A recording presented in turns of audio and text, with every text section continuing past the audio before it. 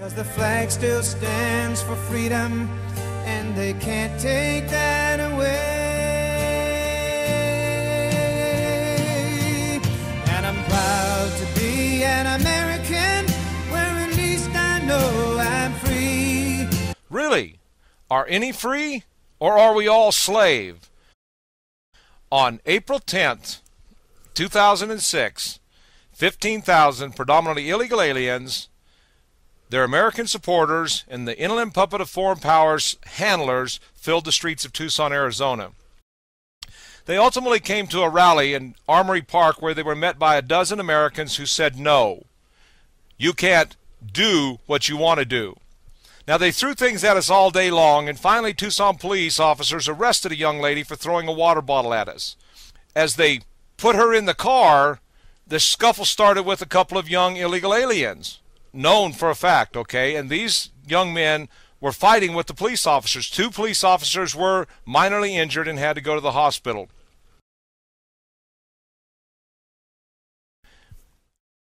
These young men are arrested. Evidenced here. They're handcuffed. Also evidenced in the police reports. FBI classification 0402, aggravated assault on a peace officer. This act took place on 04/10/2006, April 10th, 2006. And Robert Contreras and Saul F. Rodriguez were arrested for assaulting Tucson police officers. Now, we did a complete search of the Superior Court, which is the court that the county attorney should have filed charges against these young men for assaulting Tucson police officers. As of today, no charges have been filed against these illegal aliens. And on April 10th, 2006, the city of Tucson told the illegal aliens, you will not be prosecuted for attacking our police officers. It's amazing. Okay, contrast what you just watched to an August 16th event where after I was told to get out, I told the invaders to get out. You're not welcome here. Leave. Say what? Leave. Why do I have to leave? I asked the office, why am I not welcome in America? We have an exclusive use permit here. You've got to leave. Why do I have to leave? This is America. I called your office. You said it was a public meeting. We have an exclusive use permit, and you're not invited. Where are you? Where are you? Are you in the United States of America? Are you in Tucson, Arizona? If you don't leave, we'll call the police and they'll escort you out of here. I've already told the police I'm coming in here. Okay, well, we're asking you to leave. And I'm asking you under what authority, under what right are you asking me to leave? I already told you. We have an exclusive use permit. That's not satisfactory. Well, that's tough. You're going to have to leave. I'm in America. You're going to have to leave. Okay. Hey. This is America. Hey. Don't forget that. So get out. No, you get out. Get out. No. Get out of my country, you foreign national pigs. Get out. Is it Mr. Dove? Sir, are you Mr. Dove? You know I am. Okay, I don't know who you are. That's why I'm asking. Okay. Thank you, sir. They've chosen to prosecute for what happens inside the... And I won't forget the men who died, who gave that right to me, and I gladly stand up next to you and defend her still today. 'Cause there ain't no doubt I love this land. God bless the USA.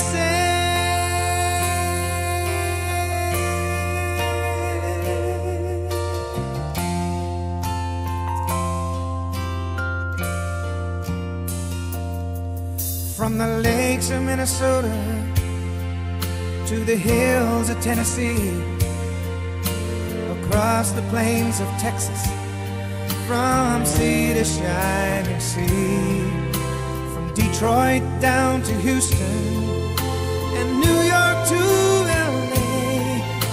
There's pride in every American heart, and it's time we stand and say that I'm proud to be an American, where at least I know I'm free. Are you familiar with a person named Russell Dove? Yes. How are you familiar with him? I've seen him for the last at least year or so, coming to several different events. I used to see him mostly outside the I courtroom. wouldn't object to this as irrelevant. What we're talking about is this event. What she knows him is fine, but where they're going is not. Well, I would argue that it is relevant because it's the state of mind of this individual and several of the other individuals who intend to testify that partly leads to the reason why they were disturbed by his behavior, which goes directly to the heart of whether he violated this ordinance or not. Objection's overruled. You had physically seen him at previous events that you were involved in? He was often outside of the courtroom when Shanti Sells and Daniel Strauss were from No More Deaths were having their court. Did you ever see Mr. Dove with any weapons? I was never that close. I saw he had things on his belt, but I couldn't say what they were. Have you ever been the target of Mr. Dove shouting obscenities at you? Objection to anything that ever happened prior to this. What we're talking about is this event, and what we're talking about is this event. Again, the argument is relevant because the defendant's behavior up to this point is exactly why all these folks were in fact disturbed. Some of his previous behavior is what led them to be upset by him at this event and his behavior. That's called uncharged misconduct. If they wanted to charge him for yelling obscenities 6 months ago, they should have done it. It's also 404B evidence for which the defense gets put on notice, so we can discuss it beforehand and I know what it is. Ms. Sustain the objection.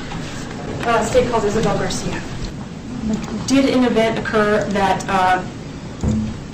disturbed you in any way on that evening? Oh, yes, absolutely. Can you describe who was involved with that event that disturbed you? Mr. Russell Dove charged in screaming. So I got really scared. I mean, I thought, oh my God, this is it. He's going to crash the event and not let us proceed or engage in some violence. Whatever sentence you impose upon me will be a great injustice. This whole process has been an unfair use of the system, both from the bench and from my attorney. I asked from the onset for a constitutional defense. It was very simple. Exclusive use permits may not be used to exclude political beliefs. And my attorney told me that the judge does not want to hear constitutional arguments. I took this to mean that the judge was not interested in protecting my constitutional rights, only interested in deterring my lawful political activity. I'm suggesting to the court that this is not a minor offense. At the very least, Mr. Dove engaged in intimidation. His motives were quite selfish. He placed those people at that meeting in apprehension of danger.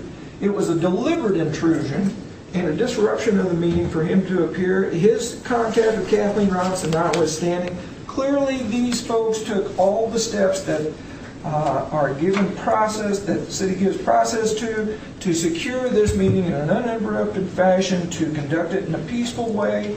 I would submit to the court that certainly 48 hours in jail is a small price to pay for the anguish that Mr. Dove caused, and that the remaining 8 days would serve as a deterrent to any future conduct of the nature we've experienced in this case. As I said at the outset, Your Honor, we consider this a serious offense. We don't consider it a minor offense, and that we consider that Mr. Dove's actions were motivated not by something akin to a religious belief, but simply put, it was motivated by hate. And that's why we're asking for this sentence, and that's our recommendation, Your Honor. Hi, Mr. Dove. I'm going to place you on 18 months of unsupervised probation. During that time, you're to violate those state, local, or federal laws. You're to carry out the other terms of this sentence. You're not to have any contact with individuals that you know to be Derechos Humanos members. You're to stay away from any Derechos Humanos events, regardless of their location. I want 10 hours of anger management counseling by February the 29th. Fine of $300 plus a $20 time payment fee surcharge. I'll suspend an additional $700 in fines. I'll also suspend 30 days in the county jail upon your successful completion of your probation. 'Cause there ain't no doubt I love this land. God bless the U.S.